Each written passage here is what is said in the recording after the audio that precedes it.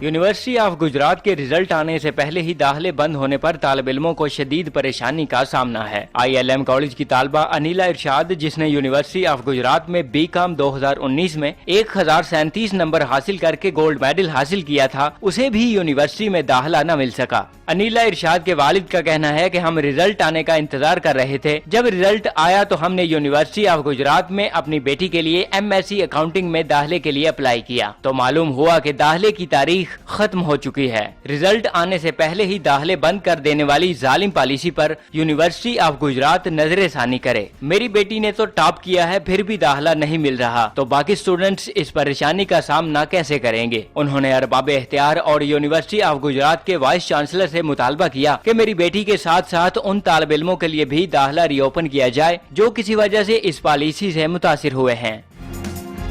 Mahmood Akhtar Mahmood, news alert, Gujarat.